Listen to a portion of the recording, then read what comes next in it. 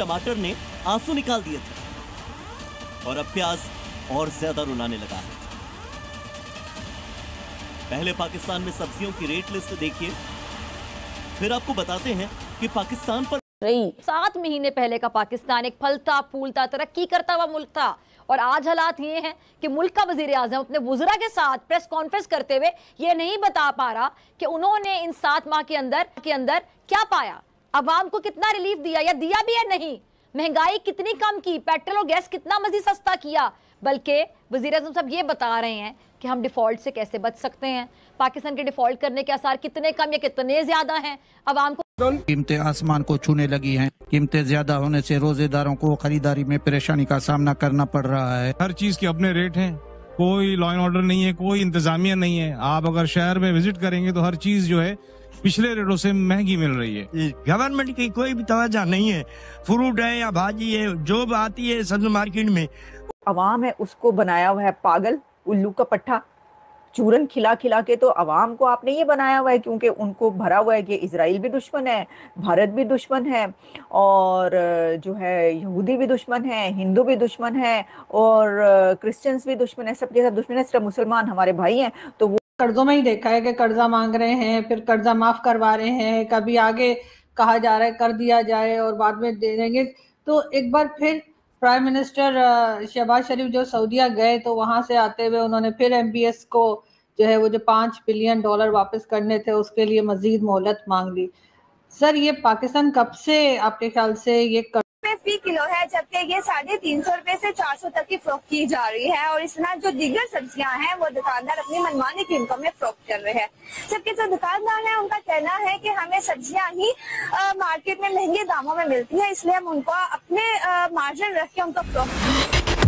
दोस्तों इस समय पाकिस्तान की महंगाई से वाट लगी पड़ी है। टमाटर के बाद अब प्याज भी पाकिस्तान को रुला रहा है और इसकी कीमत 250 रुपये से 350 रुपये पर केजी तक पहुंच चुकी है, जिससे फिजा खान भी अब अपनी सरकार के ऊपर बहुत बुरी तरीका से भड़की है और उसका कहना है कि भारत पाकिस्तान की लड़ाई को 7 महीने हो गए और 7 महीने में शहबाज ने क्या उखाड़ा है, क्योंकि जनता की ऐसी की तैसी हो रखी है। पहले भारत के साथ जंग और अब अफगानिस्तान के साथ जंग होने के कारण हमारी बद से बदतर हालत हो रही है और फल और सब्जियों के दाम 3 गुने हो चुके हैं, पर पाकिस्तान की सरकार को कोई शर्म नहीं आ रही है। अब इससे तंग आकर शहबाज सऊदी अरब के चरणों में गिरा है और खबर है कि $5 बिलियन का जो कर्जा है उसको रोल ओवर करने के लिए शहबाज कह रहा है सऊदी अरब से कि उसको अभी ना लो, बाद में ले लेना, क्योंकि इस समय महंगाई बढ़ी हुई है और इससे यदि आपने कर्जा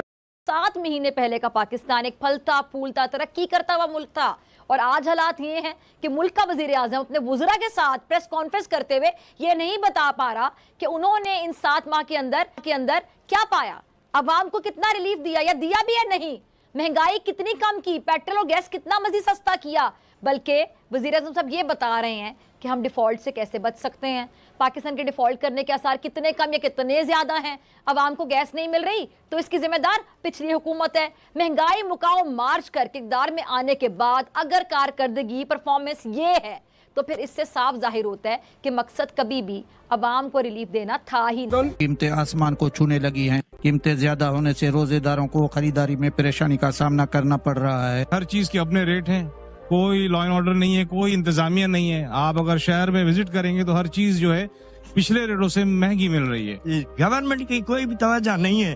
फ्रूट है या भाजी है, जो आती है सब्जी मार्केट में वो महंगी हो जाती है, यहाँ जो मिलती है वो बेचने वाला और बढ़ा देता है। अवाम है उसको बनाया हुआ है पागल, उल्लू का पट्टा, चूरन खिला खिला के। तो अवाम को आपने ये बनाया हुआ है क्योंकि उनको भरा हुआ है कि इजराइल भी दुश्मन है, भारत भी दुश्मन है, और जो है यहूदी भी दुश्मन है, हिंदू भी दुश्मन है, और क्रिश्चियंस भी दुश्मन है, सबके सब दुश्मन है, सिर्फ मुसलमान हमारे भाई हैं। तो वो अब वो भी दुश्मन हो गए क्योंकि अफगानिस्तान देख लें क्या कर रहा है आपके साथ। तो कोई दोस्त है आपका? तो वो जो लोगों को बढ़ाया था वो जिहादी बन चुकी हैं नस्लें, जनरेशन्स, वो सड़कों पे आके। और फिर आपको पता ही है कि TLP वाले किस तरह उनके जो लोग हैं क्या हालात करते हैं। तो फिर अब वो सर पे आ रहा है ना, तो इसलिए उन लोगों को मारें लगानी पड़ती हैं, लेकिन साथ में फिर वोट भी लेना, क्योंकि वो लोग वोट नहीं देंगे। वो कहेंगे लो जी इन्होंने तो ये कर लिया, इन्होंने तो वो कर लिया, हम वोट नहीं देंगे। खुद ही उनको कर्जों में ही देखा है कि कर्जा मांग रहे हैं, फिर कर्जा माफ करवा रहे हैं, कभी आगे कहा जा रहा है कर दिया जाए और बाद में दे देंगे। तो एक बार फिर प्राइम मिनिस्टर शहबाज शरीफ जो सऊदीया गए तो वहां से आते हुए उन्होंने फिर MBS को जो है वो जो $5 बिलियन वापस करने थे उसके लिए मजीद मोहलत मांग ली। सर, ये पाकिस्तान कब से आपके ख्याल से ये कर्जों पर ही चल रहा है और कब तक इस तरह से चला जा सकता है? जी, कर्जों का मसला हमारा बहुत पुराना है और उसके साथ ही एक और फिक्रा भी है जो मेरा ख्याल 78 साल से ही बोला जा रहा है, और वो ये है कि पाकिस्तान एक नाजुक दौर से गुजर रहा है। तो हमारा ना नाजुक दौर ख़त्म होता है और ना ये कर्ज़ों का मसला हल होता है। और उस पे गालिब का मुझे वो शेर याद आता है कि कर्ज़ की पीते थे मैं, लेकिन समझते थे कि हाँ रंग लाएगी हमारी फाका मस्ती एक दिन। तो लेकिन अभी तक कोई रंग लेके नहीं आई अनफॉर्चुनेटली। हम उसी दलदल में फंसे हुए हैं और जो हमारी प्रायोरिटीज़ हैं, जो तरजीहात हैं, उनको हम रिकंसिडर करने के लिए तैयार नहीं हैं। उनसे हम चिमटे हुए हैं जैसे कि वो कोई बहुत मुकद्दस चीज़ हैं। तो जब तक हम अपनी पॉलिसीज़ का तनकीदी जायज़ा नहीं लेंगे, अपनी असम्पशंस और मफरूज़ों को हम तनकीदी अंदाज में नहीं देखेंगे, तो ये हमारा जो मसला है ना, ये इसी तरह रहेगा। अब देखिए कि मैं अभी देख रहा था कुछ फैक्ट्स एंड फिगर्स कि हमारा जो टोटल डेट है वो 286।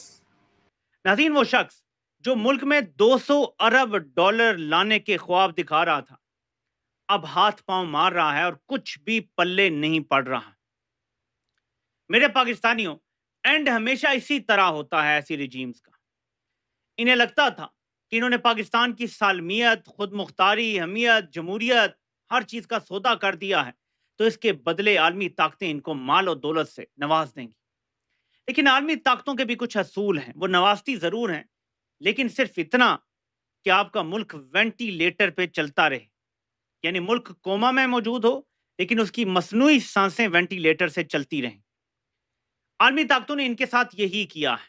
इनकी उम्मीदों के बरक्स जो इन्हें ख्वाब दिखाए गए थे कि इतने अरब डॉलर और ये सब आ जाएगा और आप SIFC बनाएं और सब ठीक हो जाएगा, सब कुछ आप वन विंडो ऑपरेशन कर दें तो देखें कैसे हम पैसा लेकर आते हैं, इनको किसी ने कोई पैसा नहीं दिया। ना अरब ममालिक ने पैसा दिया, ना यूरोप ने, ना बरतानिया ने, ना अमेरिका ने पैसा दिया। तो इनकी सारी उम्मीदें इस पैसे के साथ जुड़ी हुई थी।